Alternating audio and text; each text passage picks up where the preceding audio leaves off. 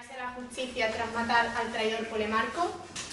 Esta es la pregunta a debatir hoy aquí, y si la observamos bien, hay un término que destaca en ella. Este es concretamente el término de la justicia. Pero, ¿qué es la justicia? ¿Qué concepto de justicia tenemos en esta época? Bien, nos encontramos, históricamente hablando, en la segunda mitad del siglo V, primera mitad del siglo IV a.C. Y el término de justicia hace referencia al principio moral que inclina a obrar y juzgar respetando la verdad y dándole a cada uno lo que le corresponde. Esta definición es muy simple, ya que realmente solo podemos alcanzar la definición absoluta de justicia mediante nosotros mismos.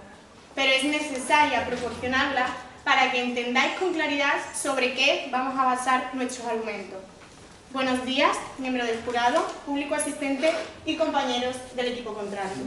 Mi nombre es Paula Garrido y junto con mis compañeros Juan Cuesta como primer refutador, Alicia Estevez como segunda refutadora e Isabel como conclusora, vamos a defender la postura a favor ante la pregunta que se plantea en este debate.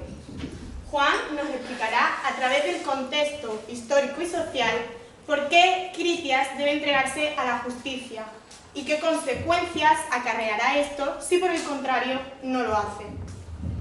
Alicia nos demostrará en la segunda refutación la importancia de vivir en sociedad y la importancia de respetar unos derechos y unos deberes mínimos que marca esta.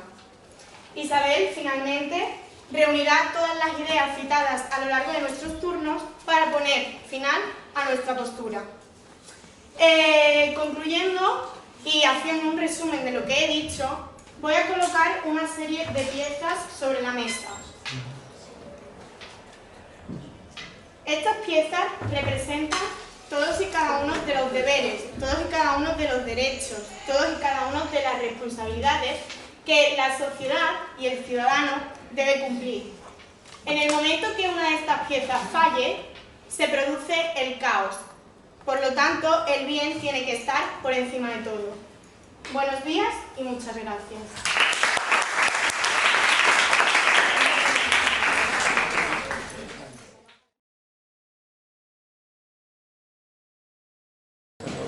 Sí. Ciudadanos, ciudadanas, adoro la filosofía, pero no me gusta pensar. Me gustaría conocer gente nueva, pero detesto salir de mi zona de confort. Creo que lo más sensato sería que comenzase a trabajar, pero no quiero dejar de dedicarle tiempo a mis hobbies ni a mis pasatiempos. Odio a mi hermana, pero en realidad la quiero mucho. Y para terminar, diré que no he hecho nada, pero que voy a ser castigada.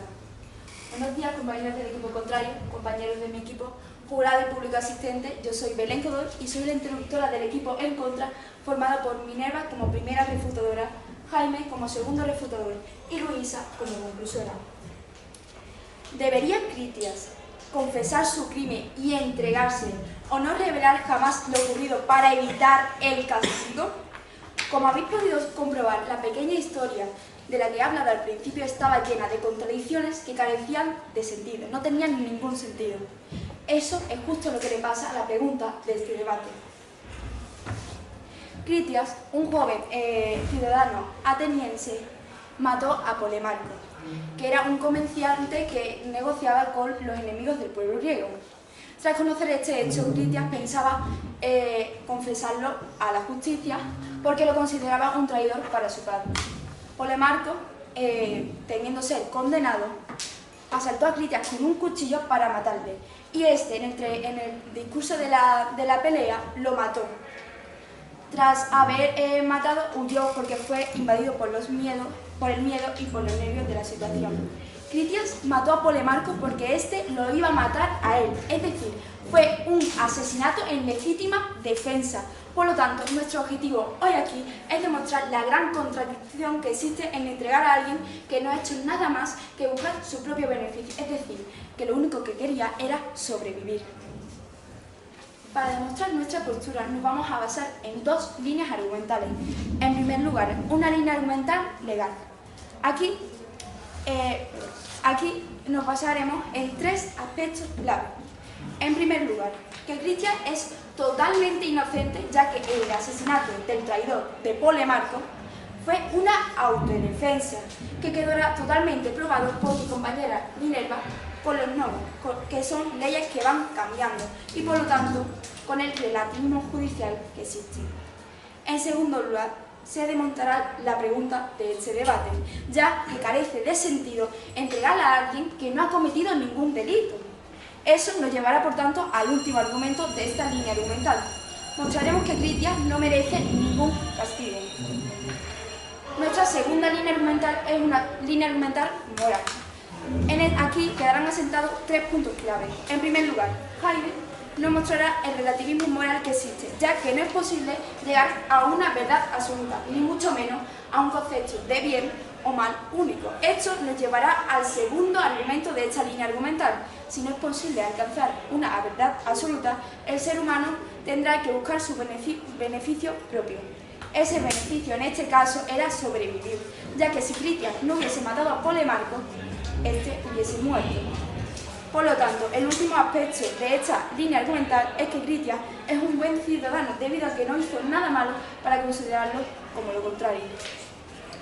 Cuando mi compañera Luisa concluya, no quedan dudas de que Critias no debe entregarse, ya que no ha cometido ningún delito y, por tanto, esta pregunta carece de sentido. Sin embargo, nuestro compañero del equipo contrario me intentará convencer de lo contrario. Pero si de verdad pensáis que Critias merece ser castigado por simplemente salvar su vida, entonces arrestadme por querer vivir.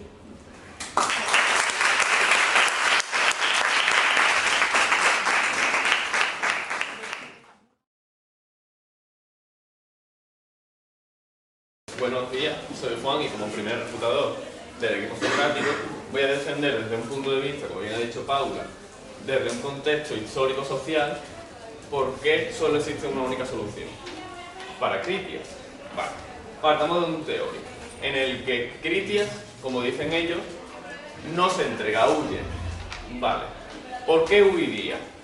Vamos a desmenuzar cada pregunta para llegar a una conclusión, intentando así la contradicción, que por cierto aprovecho para agradecer al grupo sofista, que creo que por sentido común actúen con el método socrático, ya que están buscando las contradicciones.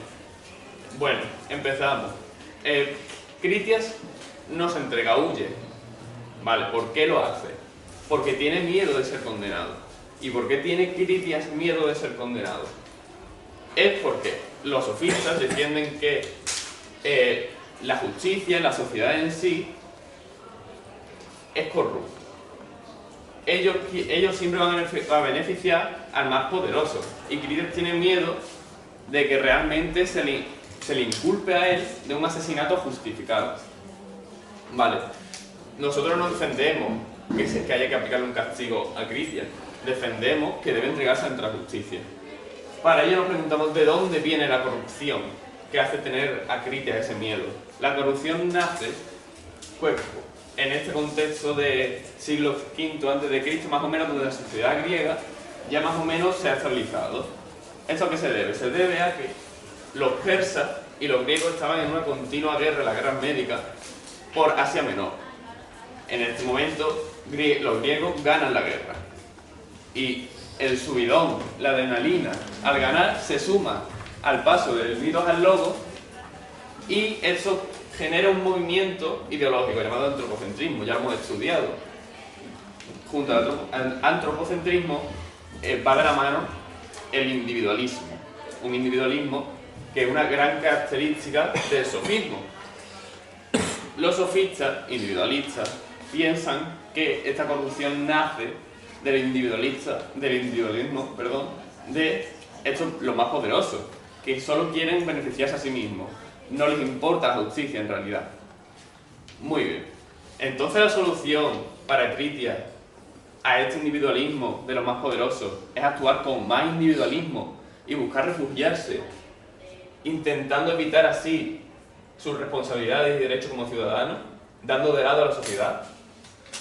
Yo creo que hemos llegado a una contradicción, donde Critias dejaría de ser justo, que es una de las características que tenemos de él. Además, Critias necesita formar parte de una sociedad. La sociedad es algo muy importante y cada uno tiene que cumplir sus derechos y responsabilidades. En el momento en el que uno no lo cumple, ya estamos incitando al caos. Y la sociedad griega es una que ha costado mucho estabilizarse. Es la primera sociedad con un sistema cívico-social parecido al nuestro. No podemos dejar de lado todo este avance e involucionar, por lo que podemos sacar 3 conclusiones. La primera, que los griegos se murieron de frío. La segunda, que necesitamos la sociedad. Tenemos unos derechos y obligaciones que tenemos que cumplir. No podemos dejarlas de lado, así como así. Y la tercera de todas es que Critias, pese a ser un hombre justo, se estaría contradiciendo si, como bien defienden nuestros compañeros sofistas, olvida todo lo que hemos construido. Muchas gracias.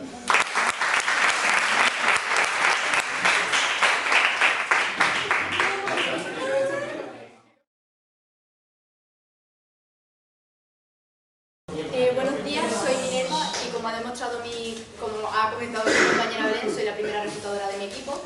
A lo largo de mi turno voy a demostrar la inocencia de Critias, la contradicción de la propia pregunta del debate y finalmente cómo Critias no merece ningún castigo. Para comenzar hablamos de los nomos, las cuales son las leyes actuales que son creadas por los seres humanos. Estas, al existir una justicia totalmente relativa y no absoluta, van variando a lo largo del tiempo. Es decir, en pleno siglo XXI nosotros no defendemos lo mismo que hace 5 siglos en algunas ocasiones. Bien, continuemos hablando de lo ocurrido. Polemarco tiene miedo de lo sucedido, por lo cual pretende asesinar a Critias. Este, en plena pelea, arrebatándole el puñal, lo mata. Bien, esto es una legítima defensa. En artículo 34 de nuestra ley actual, en el Código Penal, se considera inocente aquel que actúe en legítima defensa, cosa que acaba de hacer Critias, por lo cual, ante la pregunta que voy a recalcar esta vez, que Víctor ha resumido en el principio, esta es una versión resumida de una pregunta mucho más larga, que es esta. ¿Debería confesar su crimen y entregarse o no revelar jamás lo ocurrido para evitar el castigo? Por lo cual, en la pregunta se está incluyendo que si se entrega se le va a imponer un castigo. Entonces, en ningún momento habla de ningún juicio justo. Por lo cual, acabo de mostrar que si Critias es inocente, ¿para qué debería entregarse para un juicio? O sea, perdón, para un castigo, cuando en ningún momento la pregunta habla de ningún juicio. Y además, he de comentar que existe un término y una ley que, imaginad si es relativa a la justicia, que si tú mismo consideras que eres inocente y tienes suficientes requisitos, que para decir Critias los tiene, se puede imputar como inocente y no declarar ante ningún juicio que ellos defienden, e incluso en la pregunta no aparece. Por lo cual, acabo de demostrar que Critias es inocente, no tiene por qué declararse ante ningún supuesto juicio, y encima, el juicio del que hablan no aparece en la pregunta porque hablan de que si se entregan le van a imputar un delito. Por lo cual, Critias es totalmente inocente e incluso los mismos socráticos, en la filosofía de los socráticos se defiende que es mejor sufrir una injusticia antes que cometerla, pues en realidad los únicos que estarían cometiendo una injusticia serían estos socráticos si dejan que Critias, siendo inocente, se entregue para cometer un castigo. Así que, si de verdad pensáis que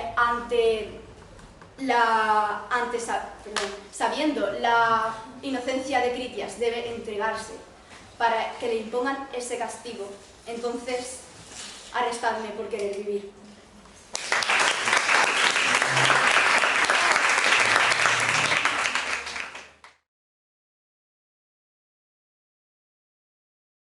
Buenos días, como bien ha dicho antes mi compañera Paula, mi nombre es Alicia y yo soy una de las refutadoras del equipo socrático.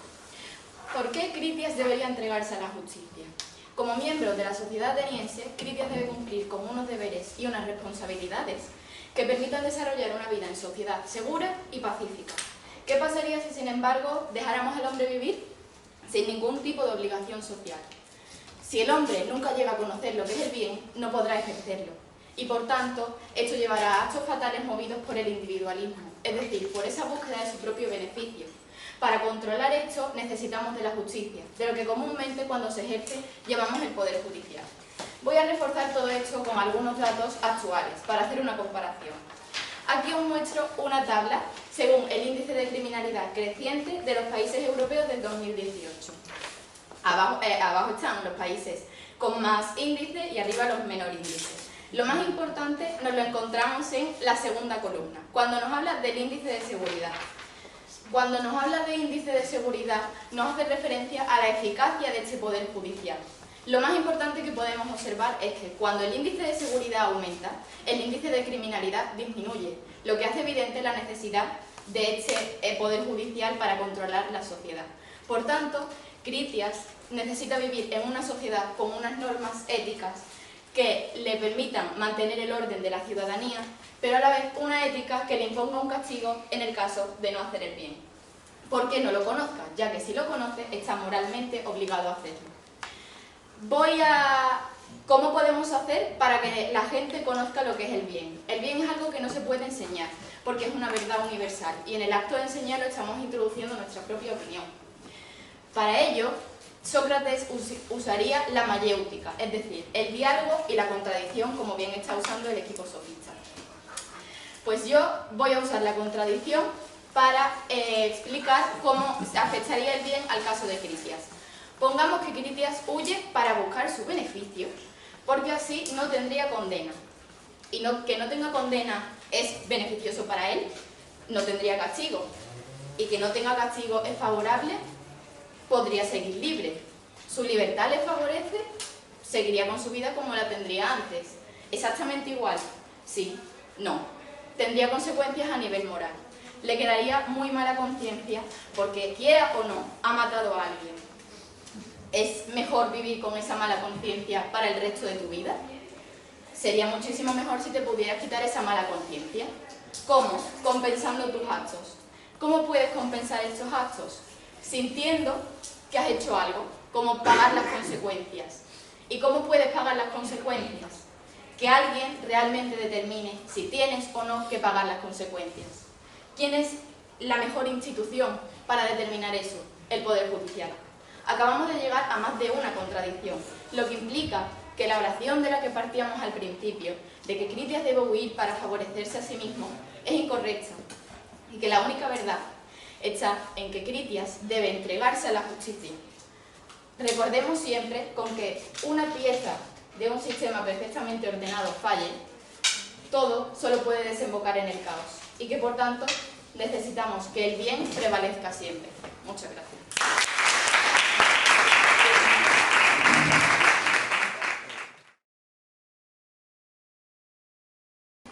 Hola, buenas tardes a todos. Yo soy Jaime, soy el refutador número 2 del equipo en contra ante la pregunta que se nos plantea, la cual defiende desde argumentos puramente morales. Voy a demostrar que Critias es realmente inocente y que en ningún momento ha cometido ninguna injusticia ni se ha saltado la ley, sino que realmente él ha sufrido la injusticia. Pero antes, ¿a qué me refiero con moral? Siempre que hablamos de moral, lo que se nos viene a la cabeza es aquello que está bien y aquello que está mal. Alicia ha dicho que el bien y el mal no se enseña, sino que se aprende. Así que explícame exactamente cuál de estos 24 términos del bien son los que se aprenden o cuál de estos 17 términos del mal son los que se aprenden. Además, teniendo en cuenta que estos términos van variando continuamente. Antiguamente, como bien he dicho, estaba mal, por ejemplo, el ser homosexual y ahora no. O antes se veía bien que el hombre pegara a la mujer y a los niños y ahora, sin embargo, se ve mal. Este relativismo moral no solo se encuentra aquí, este relativismo también se encuentra en la visión de la verdad, ya que, como bien hemos dicho, no existe una verdad absoluta, sino que un mismo caso puede tener diferentes puntos de vista. Has comentado que yo he dicho que el bien se debe aprender, pero no es lo que yo he dicho. Yo he dicho que el bien es algo a lo que debemos llegar por nosotros mismos, no mediante un diccionario, que es como si alguien nos lo estuviera diciendo. Quiero que no, un diccionario lo ha creado alguien y ha incluido su opinión. Luego no es la verdad que estamos buscando. Pregunta, por favor. Vale, entonces, entre las 7.000 millones de personas que viven hoy en día en el mundo, dime cuál de los conceptos del bien de cada una de ellas es el que realmente deberíamos seguir. El de ninguno es el tuyo propio. No puede refutar. Preguntas en forma de pregunta, por favor. Frente a esta relatividad de la que estamos hablando, el ser humano creó las leyes humanas, las cuales nosotros defendemos con el fin de buscar el bien general. No sé de qué individualismo estoy hablando en este caso. Esto se debe a que estas leyes van a defender el bien, perseguir el mal y todo eso frente a esa verdad absoluta inexistente. Entonces yo os pregunto qué sentido tiene que entreguemos a Critias para que sea castigado cuando no ha cometido ningún delito, ya que, como bien nos ha demostrado Minerva en su refutación, él ha seguido la ley, en ningún momento se ha saltado la justicia. Cuando es defensa legítima, no está cometiendo un delito. Y también cuando cometes una acción y tú piensas que es inocente, no tienes por qué declarar. Y como bien hemos visto, según las leyes, las ha seguido y las ha cumplido. Entonces, recordando la pregunta, ¿debe entregarse Critias para ser castigado o no? No debe entregarse porque en ningún momento tiene que recibir un castigo por un delito que él no ha cometido. Además de esto, tenemos que tener en cuenta que Critias era un buen ciudadano. Él siguió las leyes y cuando se enteró que existía un traidor fue a delatarlo. Cosa que supuestamente ustedes seguís y como hemos visto Critias lo está haciendo, por tanto podemos decir que Critias está haciendo el bien. Cuando Critias fue a delatarlo, sabemos que Polemarco le asaltó. Y ustedes me decís que es mejor... ustedes me decís que en ese caso está mal matarlo. Entonces digo yo que es mejor directamente no vivir y dejar que le asesinen, ¿no? En fin, también me habéis dicho que Critias realmente huyó para evitar la justicia. Critias era un ciudadano ateniense acostumbrado a una vida cotidiana, aburrida y no estaba acostumbrado a estos subidones de estrés que puede provocar el que te intenten arrebatar la vida. Ponerse en su lugar, os sentiríais solitarios, desolados, desorientados. Eso no justifica que él huyera. Yo creo que he dado argumentos más que suficientes para demostrar la inocencia de Critias.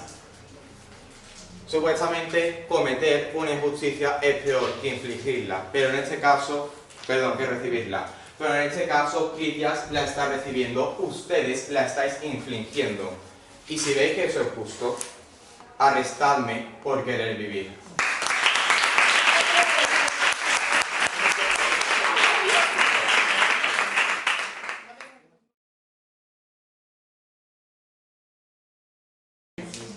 Buenos días a todos, mi nombre es Luisa y como bien explicó mi compañera Belén, yo seré la conclusora de mi equipo, el equipo sofista, el cual defiende con un no rotundo, ¿no?, la pregunta que se nos plantea, que recalcaré una vez más. ¿Debería confesar Critias su crimen y entregarse? ¿O no revelar jamás lo ocurrido para evitar el castigo? Para ello, haré un breve resumen de lo ocurrido aquí, comenzando por las dos líneas argumentales de mi equipo. Una línea argumental mucho más legal, que ha comentado mi compañera Minerva, y una línea mucho más moral, explicando el relativismo moral, mi compañero Jaime. Para ello, y antes de comenzar a ver cuáles han sido las contradicciones y las refutaciones entre ambos equipos, me gustaría recordar algo bastante importante al equipo contrario, que son las formas del debate. Y es que las preguntas deben realizarse en forma de pregunta, y hay que esperar a que nos den el turno de palabra sin interrumpir al que está en medio hablando. Además, nos han hablado de que la justicia y de que hay que hacer el bien, pero es que en ningún momento la pregunta habla de justicia. Nos habla de un castigo que le sería impuesto a Critias por el simple hecho de entregarse. Un castigo que no merece, que es injusto, porque como bien ha demostrado mi compañera Minerva, no hay suficientes pruebas como para demostrar que sea culpable, ateniéndonos así a la ley de legítima defensa o de autodefensa. Y es que realmente fue Polemarco el que fue a buscar a Critias para asesinarlo, porque no le convenía que dijera la verdad y que fuera un buen ciudadano, moral y éticamente hablando. Como bien ha demostrado mi compañero Jaime, fue un asesinato, si lo podemos denominar así, por legítima defensa. ¿Por qué huye? Nos han comentado nuestros compañeros, concretamente Juan. Como bien ha demostrado mi compañero Jaime, huye porque se encontraba en una situación de estrés postraumático. En ese momento, y seguro que a cualquiera de los que estemos aquí presentes nos ocurriría, en una situación de ese calibre, entraríamos todos en shock, no sabríamos qué hacer y posiblemente huiríamos, nerviosos y sin saber qué hacer. Justo como nos describe la pregunta, ¿qué es lo que hace Cristian? Nos han hablado de una condena. Condena que, como ya hemos recalcado, es injusta para Cristian. Nos hablan de que si no hacemos el bien, si el bien no ocurre para todos, llegaremos al caos. Pero ¿cuál es el bien absoluto? ¿Podemos llegar a la verdad absoluta? Como bien ha demostrado mi compañero Jaime, es imposible. Tenemos 23 acepciones del término bien hoy, aquí, en el siglo XXI. Y si nos vamos a la Grecia antigua, ¿cuántas habría? Tal vez el bien para cualquiera de vosotros no es el bien para mí. ¿Por qué bien debemos tomarlo? Es por ello que, como han demostrado mis compañeros, lo más justo sería que no se entregara porque no ha cometido ningún delito. Para ello, y recalcando una de las frases que llevan diciendo mis compañeros durante todo el debate, recalcaré. Sócrates defendía que era mejor sufrir una injusticia que cometerla. Si mis compañeros del equipo socrático defienden que debe entregarse, están cometiendo una injusticia y Critias sufriéndola, contradiciendo así sus propias posturas. Es por ello que, como llevamos diciendo todo el debate, si Critias debe entregarse, arrestarnos por querer vivir. Muchas gracias.